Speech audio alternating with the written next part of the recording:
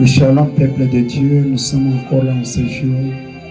Nous sommes tellement heureux de savoir si nombreux, en train de partager, en train d'aimer les liens, en train de s'abonner. Nous vous disons un grand merci pour ça. Donc je vais juste nous inviter à prier pour la parole que nous voulons partager en ce moment. Prions.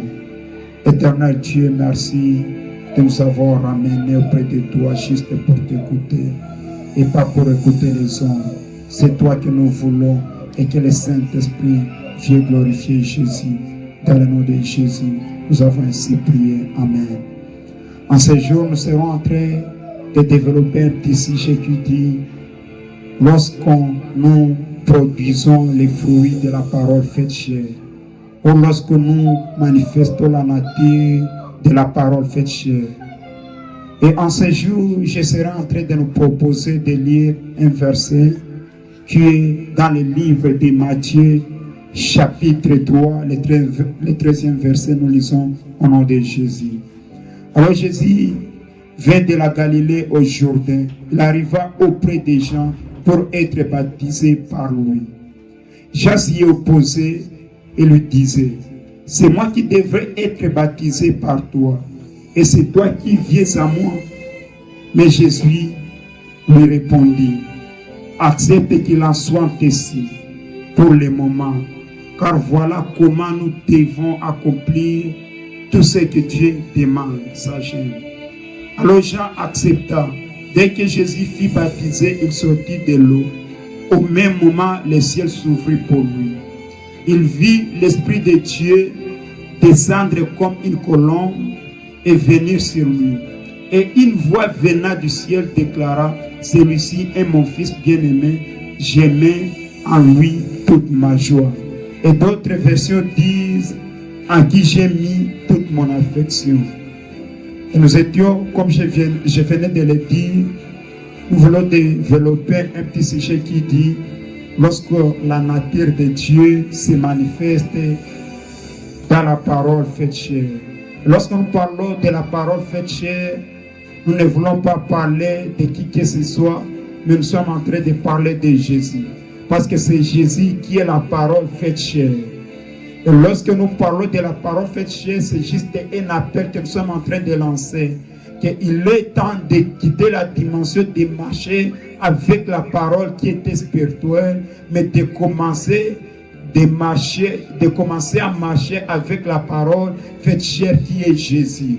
C'est pourquoi l'ange est venu à Marie en disant, tu seras enceinte et tu auras un enfant qu'on appellera Emmanuel, Dieu parmi nous. J'aimerais parler à quelqu'un qui Emmanuel est avec toi. La parole faite chair est avec toi. Et le verset que nous venons de lire est en train de nous montrer. C'est un sujet qui parle du baptême de Jésus. Et lorsque Jésus était en train de venir vers Jean, la Bible est en train de me dire que Jean refusait qu'il ne pouvait pas baptiser Jésus. Parce qu'il savait que Jésus était grand plus que lui. Il reconnaissait la grandeur de Jésus. Mais Jésus connaissait les principes. Je dis bien, Jésus connaissait les principes. Il a dit, laissons faire parce qu'il nous a demandé d'accomplir ce que Dieu veut. C'est-à-dire, il nous a demandé d'accomplir la volonté de Dieu. Lorsqu'on arrive dans la dimension d'accomplir la volonté de Dieu, c'est là qu'on commence à marcher selon Dieu. C'est là qu'on commence à marcher selon les Pères. Parce que Jésus est venu pour manifester les Pères. Jésus est venu pour démontrer la nature du Père. C'est-à-dire, nous qui sommes des chrétiens, nous sommes appelés à démontrer la nature de Dieu sur la terre. Et lorsque quelqu'un arrive dans la dimension de montrer la nature du Père, c'est là qu'on peut dire qu'il est devenu surnaturel. Être surnaturel n'est pas d'abord faire les démonstrations. Être surnaturel, ce n'est pas d'abord faire tomber les gens. Être surnaturel, ce n'est pas d'abord, je ne sais pas, chasser les démons ou prophétiser. Mais être surnaturel, c'est de représenter, c'est de produire la nature de Christ et la nature de Dieu en nous. Alléluia. Et nous étions en train de parler que nous allons parler d'un petit sujet qui dit, lorsque nous manifestons la nature de la parole faite chair. Et bien aimé, en finissant, je serai en train de nous dire ceci. Je serai en train de nous dire ceci.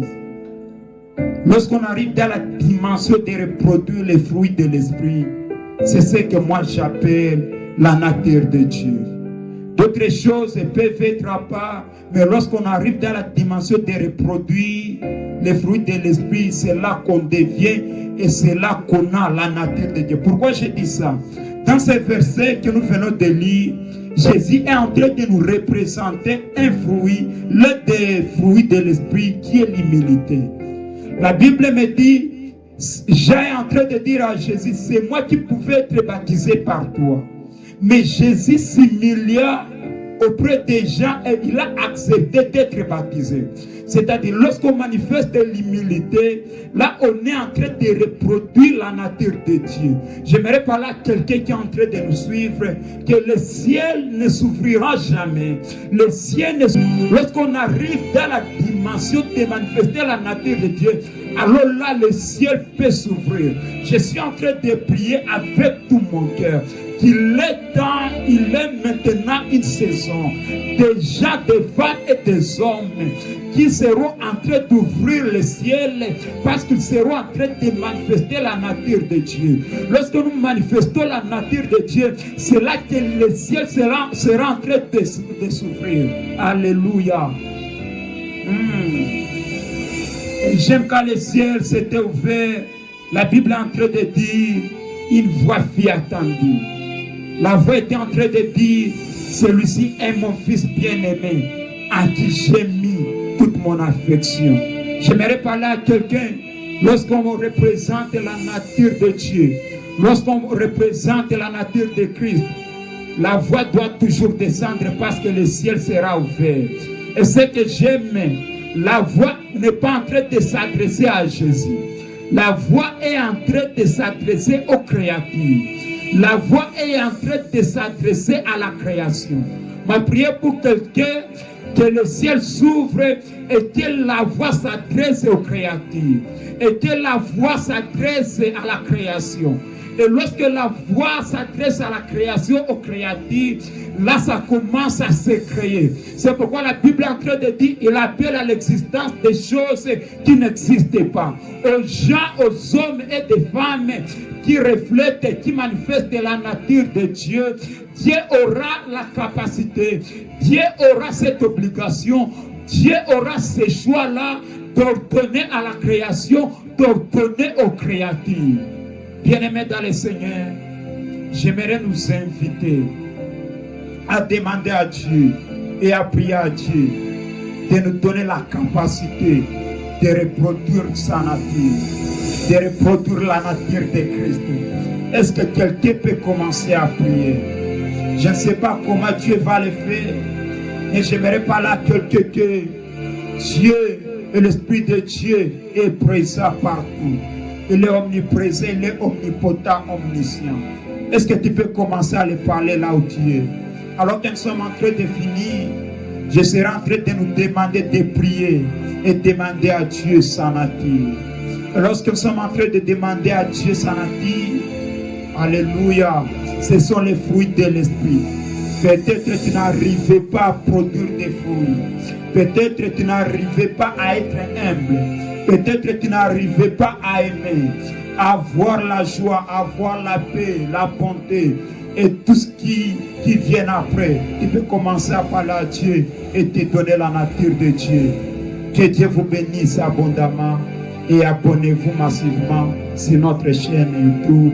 Que Dieu vous bénisse. Amen.